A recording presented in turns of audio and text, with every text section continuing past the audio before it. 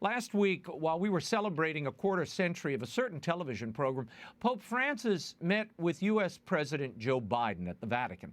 The meeting has drawn much controversy due to the president's well-known public support of abortion on demand. What did Pope Francis and Biden really discuss, and what does it mean? Joining me now to discuss all this and much more is the Papal Posse, editor-in-chief of The Catholic Thing, Robert Royal in Washington, and canon lawyer and priest of the Archdiocese of New York, Father GERALD Murray, joins us from Manhattan. Gents, thanks for being here. Prior to that papal presidential meetup, the Vatican abruptly canceled the planned live broadcast of the event, limiting it to just the president's arrival at the Apostolic Palace. Now, Vatican spokesman Matteo Bruni said the cancellation reflected the normal procedure established during the pandemic for all visiting heads of state. Father Jerry, what do you make of that last-minute cancellation by the Vatican and the later release of those edited clips? Well, last-minute cancellation means they did something different than what they said they would do. They had to have a reason, and the reason they gave can't be true because the thing had been planned and it was clear Biden, head of state, was coming. My guess is it's information control, that they wanted to control the images that would be displayed before the public of how the Pope and the President were interacting, because naturally comparisons will be made with how Pope Francis treated President Trump when he was there during his presidency. And, as we know, this meeting ended up being twice as long as originally planned. So obviously there was a good spirit of camaraderie and conversation going on. It would be good if we got to see the whole thing, but we didn't. So in the modern age, in the media age, transparency and upfrontness is the best thing, particularly when it has to do with something that is as important as a president meeting a pope. Mm-hmm. Yeah, my guess is this was all to protect Biden and limit any fallout from an aside or something he said. By the way, this is the sort of bizarre interaction that they did release. Watch. With your permission, I'd like to be able to give you a coin. You have to buy the drinks. Now, I'm the only Irishman you've ever met who's never had a drink. Perché gli irlandesi hanno portato il whisky. Bob, what do you make of what the Vatican chose to release of this meeting? And does their decision to control coverage have something to do with the upcoming bishops' meeting here in the United States set for later this month concerning Eucharistic coherence and those who are worthy to receive the Eucharist? Yeah, it seemed to me that in addition to what Father said, there's also some nervousness on the Vatican side because they know that these images can be manipulated by politicians after they come out. It's happened frequently, in fact, with this papacy. And then the Vatican press office is put in the awkward position of trying to explain what actually happened. Look, it looked to me like they were very cheery together. And my sense is that that is by mutual consent. They wanted it to look like a cordial get-together. But for me, this is not only a kind of a prelude to the bishops' meeting in a week or so, at a moment when they're debating what exactly Eucharistic coherence is going to mean. We've got a draft of that document that's been released. It's a very good document in its way, but it doesn't really deal substantially with what it means for a politician like Biden. At the same time, it seems to me that this meeting with the Pope, just the fact of the two of them meeting in a year in which our Supreme Court is very likely to consider overturning Roe v. Wade, sends a wrong message in the American political system. So we've got, on the one hand, we've got this cheeriness in this meeting that our bishops are looking at, and on the other, in our political realm, it looks like the Pope of Rome is okay with the most powerful political leader in the world, who is a Catholic and is promoting abortion and other things more vigorously, attempting to pay for them with taxpayer dollars than any president in the history of the United States. I want you to watch this. During a press event with the Italian Prime Minister following his meeting with Pope Francis, President Biden was asked if the issue of abortion had come up during his conversation with the Pope. No, it didn't. It came up and just talked about the fact that he was happy I was a good Catholic and keep the secret. He said that you should keep receiving communion. No, it didn't. It came up. So Biden doesn't seem to have a firm grasp of what was discussed.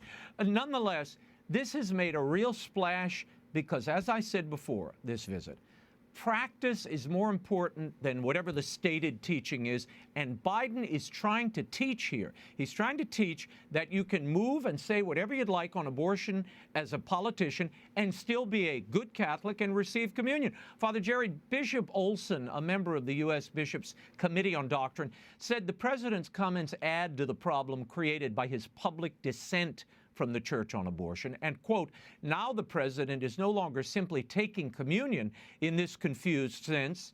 He's saying the Pope is advocating for this confusion. That in itself is a scandal. Father Jerry, your reaction? Well, the bishop is right, and, I'll say this. Since the Pope's words were not recorded, we can't verify them against President Biden's characterization. On the other hand, after President Biden said this and was widely reported, the Holy See press office refused to either confirm or deny that it was true, characterizing it as a private conversation. Well, the Holy See also issued a press release about the meeting in which they talked about climate change and migration and COVID. So, the things that they wanted to make public, they did, which is the Pope's great concern for those issues, which President Biden shares. But on the matter of Holy Communion, which is a very serious issue, the president himself was left to give the impression of the whole world that the Pope is perfectly fine with him receiving communion, even though he's promoting abortion, as Bob said, and wanting us to pay for it. So there is a scandal going on here, and let's just be honest, this is most regrettable that this statement by Biden not only was made, but that the Holy See did not contradict it, which leads to the conclusion that Biden probably got it right, and that's really unfortunate because, in point of fact, President Biden should not be receiving communion. I guess we'll talk about that when the bishop's document comes up. All right. Yeah. Well, Father, as you said, the Vatican dismissed this as a private conversation. They refused to clarify. But the President of the United States is claiming that the Pope told him he's a good Catholic, even if he pushes the most extreme measures on abortion, and is facing rebuke from his own bishops at home. But, Bob, is this meant to check the U.S. bishops as they debate how to deal with Catholics in public life who dissent from church teaching continuously? Well, I think the very fact that he met with Biden already makes some kind of statement like that. Maybe he doesn't want to make a direct appeal to the bishops not to move against Biden receiving communion. But look, I've got to say that I find Biden's statement internally contradictory. Because if abortion was not discussed, why in the world would the Pope tell him how he's a good Catholic and to continue to receive communion? I mean, certainly, the Pope and his closest advisors know very little about the United States. And what they know, they don't particularly like, frankly. But they must all know, and they must have briefed him on the fact of how sensitive this question is in the United States right now. The Pope has kind of given off messages, indirect messages in the past that he doesn't like to see communion being withheld from anyone. But why would Biden be told, if indeed he was told, that he was a good Catholic and could receive communion, if that question of abortion did not come up? And I agree with Father entirely. If it did come up, and the press office is not saying that it did, this is already a scandal. If it didn't come up in another way, it's a dereliction, it seems to me, of the duty of the Pope to tell the most powerful political leader in the world that his promotion of the slaughter of the innocents, more children die in abortion around the world than in any other way. There are 60 million abortions around the world every year. So you want to talk about the dangers from climate change, the dangers to refugees and whatnot. Yes, those are all considerations that we have to take seriously. But this is front and center and a massive destruction of human life. Any Pope should be talking about this to any world leader that he meets. Biden received communion a day after the papal visit at St. Patrick's American Church in Rome. The rector of the church, Father Stephen Petrov, said, "I'm not the Eucharist police. The Eucharist is, as Pope Francis and many popes have said, medicine for those who need it, who is everyone, all of us. So it wasn't difficult. No. And again, I'm following the direction or the great example that Pope Francis has given. But again, my own priestly instruction that the Eucharist is to be shared. Father Jerry, is the Eucharist just to be shared with everybody? Has canon law been abrogated due to the great example of Pope Francis, quoting Father there? No, canon law, of course, retains its force, but, of course, law has to be enforced, and I regret to say Father is misinformed. As pastor of souls in the Church, he is responsible for Canon 915, which says that those who persist obstinately in manifest grave sin are not to be administered Holy Communion. Now, he says he's not there to be the police. Well, let's be honest. If an absurd case happened, for instance, a Catholic group of Ku Klux Klansmen came into church wearing their uniform and came up for communion, I seriously doubt he would give communion, and he shouldn't, because those people obviously are doing something horrendous. In the case of President Biden, the facts, as Bob stated them, are quite clear. The president wants to receive communion, which is a good desire, but he has to be told, until you conform your life to Christ and his teaching, you are endangering not only your own soul, but giving scandal to others. And that's why Canon 915 is there. The pastors of the Church are not passive administrators. They are guardians of the Holy Eucharist, and they have the eternal welfare of the people in sight. That's their goal. I mean, we have to tell President Biden and others, promoting the killing of unborn children deeply offends God, and you do not want to go before God at the moment of your death and try to explain to him why you did this, because the Lord has made it clear, thou shalt not kill. Bob, when I saw the president and the Pope side by side when the video was first released of this meeting, I said, let me be clear on what you're seeing here. You are seeing the two primary teachers of Catholicism in the world today. One responsible for doctrine, the other who de facto is responsible for practice of the faith. And though they may not recognize it, they are in opposition. Your thoughts when you heard the local priest say that, and of this entire affair, and the ramifications for the laity? Well, Father mentioned the term scandal. And in the bishop's draft document, the one that they're going to debate in a couple of weeks, the word scandal is only mentioned once and it isn't explained. Now, for most Catholics these days, scandal just means, something notorious happened and it's become, widespread in the media, and so it's bad, but it's just, somebody misbehaved. Technically, in Catholicism, a scandal means a stumbling block. In other words, not only is the fact that President Biden is allowed to receive communion bad for him, bad for the state of his soul, he presents an example, a stumbling block, and even if it's indirect, leading others, politicians, maybe private people in their own individual lives, they get the impression that this is okay, and no one takes the trouble to rebuke them about this. So, it's bad enough that he's endangering his own soul, and, given his age and his general health, it isn't going to be long before he's standing before the Lord.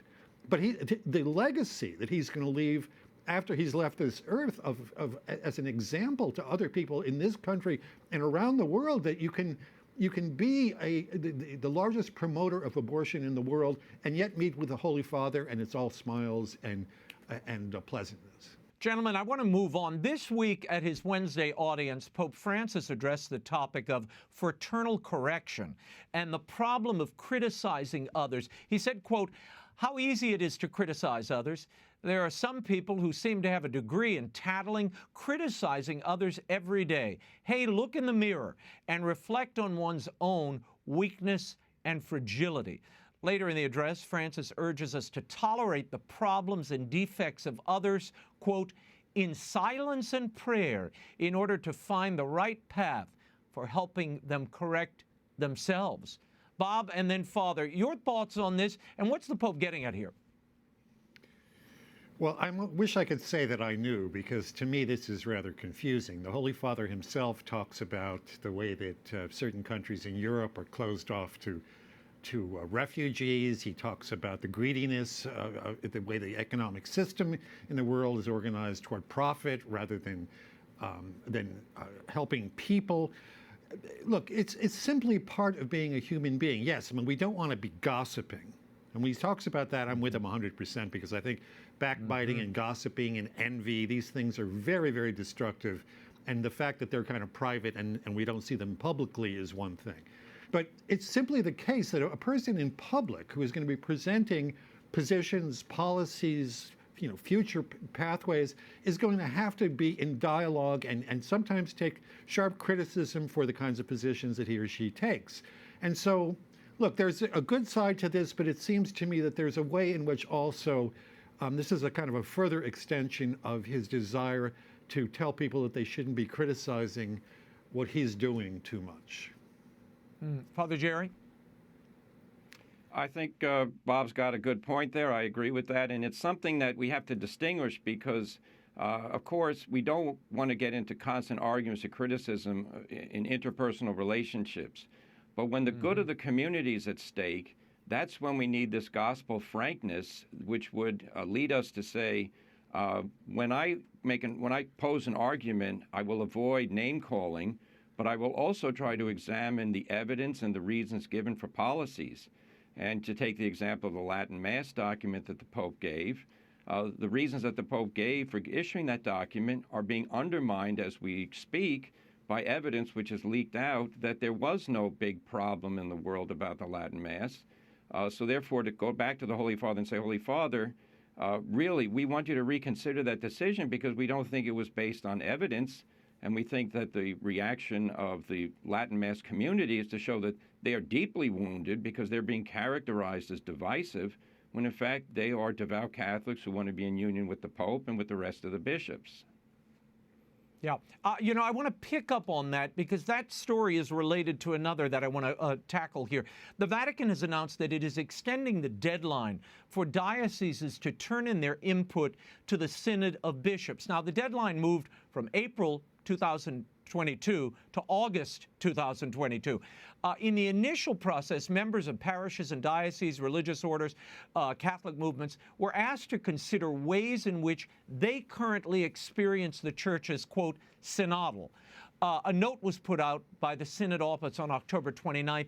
It read that during this period, we've heard over and over again, and for many quarters, the request to extend the duration of this first phase of the synodal process in order to provide a greater opportunity for the people of God to have an authentic experience of listening and dialogue. Bob, you were in Rome less than a month ago for the opening of this synod. Is this extension an admission that few dioceses were actually doing anything vis-a-vis this synod? Well, there have been scattered reports that there are dioceses in which people have not even really heard that there is a synodal way being pursued at this point.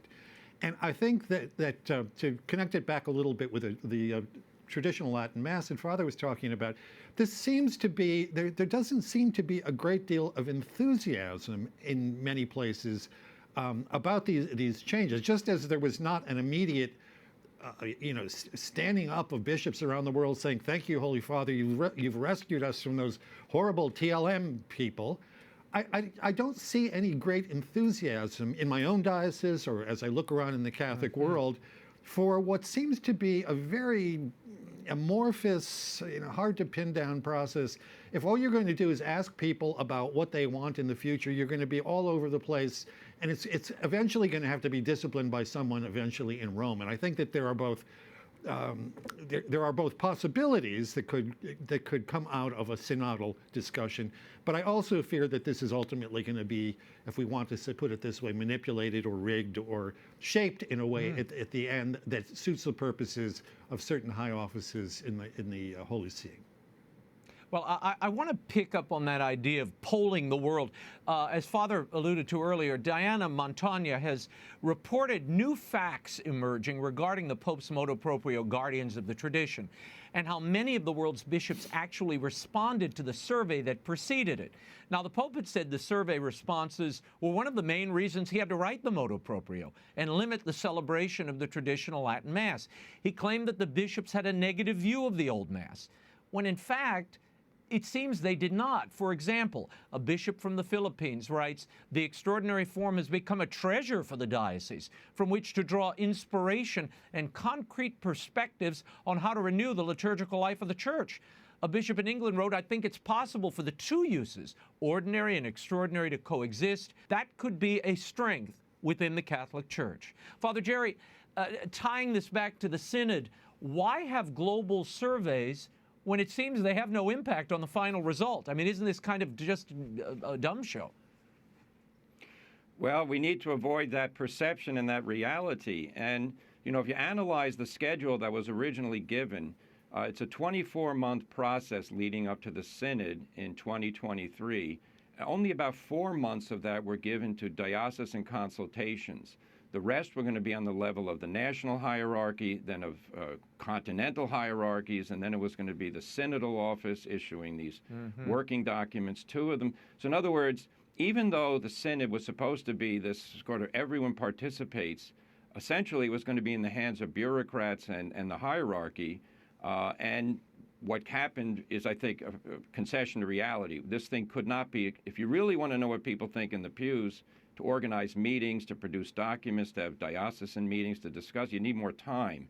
But what I think you really need is something clear, because having read the synodal documents that come out of Rome, it's all vague. It's all about, can't we all walk together on a journey of faith? And my answer is, if we know where we're journeying, what the meaning of the faith is, and if we're really walking in the right direction, that's what we need to know. Well, and who's because, leading? Quite frankly, who's leading the walk? That's my question. Well, and where important. are we going? Because we need a church in which the Lord Jesus Christ is leading us to heaven. Everything else is a distraction. And we have to get back to that, because right now a lot of people identify religion with basically social justice warrior stuff, which is, you know, that is subject to severe criticism. True social justice is that Christ reigns through our hearts and our hands in our societies. That's what we should focus on.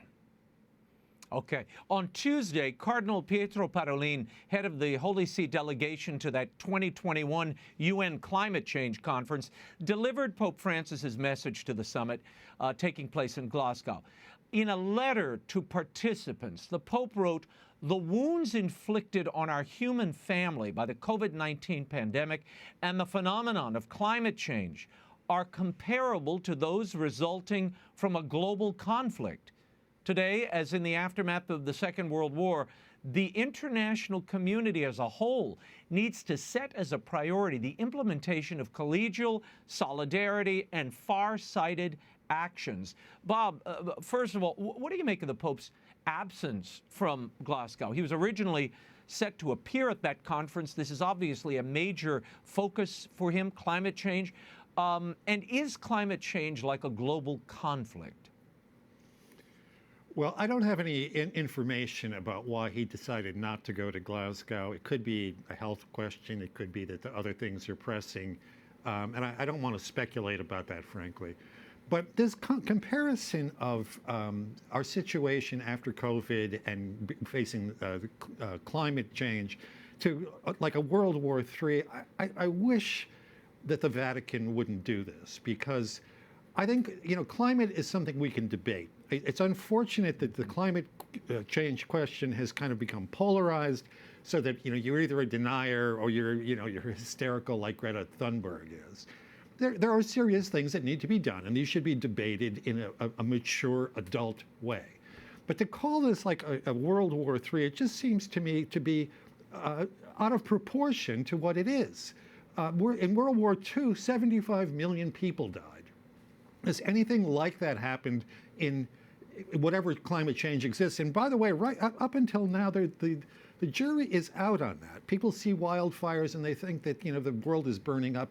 In fact, last year there were fewer wildfires. There was less acreage burned than in the past. There are other indications of things that are more complicated than the kind of crisis or non-existing crisis that we hear about. So I think it doesn't help to stir up hysteria. It's good to encourage people to do good things, But I think a pope should speak in sober tones about this, encourage people, but not set up this kind of bogeyman, which in a way discredits what he actually says. It's very frustrating to me. I wrote an entire book about religion and environmentalism. And the Vatican turns to the most extreme people. When they talk about environment, when they hold events about it, they have the most extreme population controllers, people who want to reduce the size of the population, people who want to limit economic activity. It doesn't help to put yourself in that radical left-wing environmental world. Yeah, and it should be noted, Pope Benedict was known as the Green Pope, by the way. So conserving in the environment, protecting God's creation, that is perfectly part of Catholic social teaching. It's a natural outgrowth. The question is the particular political prescriptions for doing so as we move forward.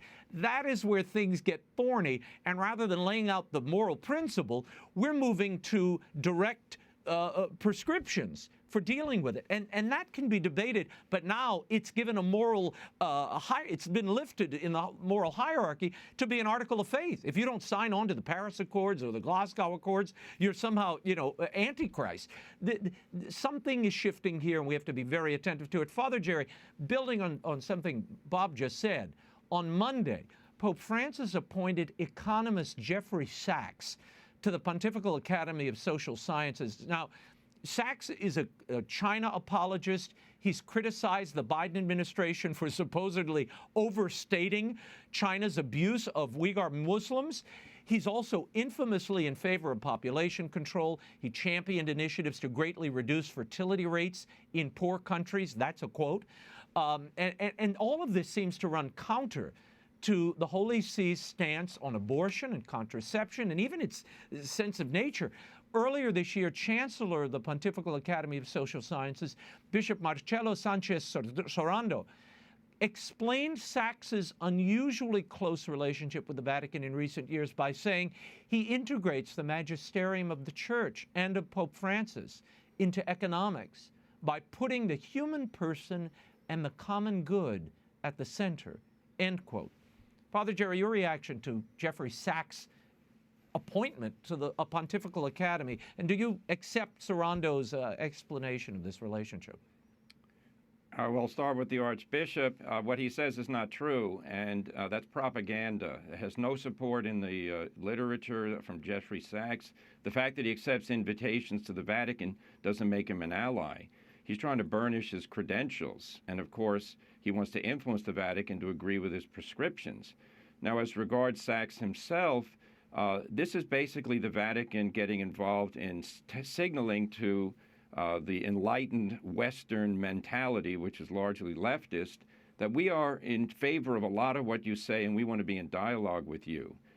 The problem with that is the world is going to come and say, okay, if you listen to our people like Jeffrey Sachs, don't talk about abortion, don't talk about birth control, certainly don't talk about, our favorite countries who are, solidifying their position by persecuting people. It's truly amazing. We'll get back to this China thing. It is truly amazing that the Catholic Church in China and Uyghur Muslims and others are being oppressed by the largest polluter in the world.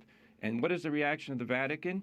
Silence and a refrain that basically we're hoping for things in the future. Well, that's not a good policy. And, Catholics who donate to the Holy See and to their local parish, they don't expect that the people who are going to be advising the Holy See are actually its critics when it comes to the essential teaching. So we got a problem here, and it's very sad, and this is ill-advised in my opinion. I only have one more minute, but I have to mention this, and Father, you reminded me. Bishop Peter Zhao Zumin was detained in China by authorities. The reason for the detention and his current whereabouts of this 58-year-old bishop remain unknown, according to local Catholic sources. Local officials reportedly said the bishop was taken away for tourism. Now, Robert, not a single word from the Vatican on this bishop, who was approved by the Vatican in 2011. Your thoughts on the continued silence from Rome? It beggars belief. We know what the Chinese got out of that secret accord. We still don't know what is in that accord. It's never been published. I don't know what the Catholic Church got out of it, except further mistreatment at the hands of the Chinese communists, bishops being arrested, churches being pulled down, images of President Xi being put up inside churches. If you describe this to somebody who didn't know anything about contemporary politics, they would just think that this is crazy. And I think they'd be right. Gents, we will leave it there. Thank you both for your insight. For commentary by Robert Royal and Father Gerald Murray, visit thecatholicthing.org. Thank you both.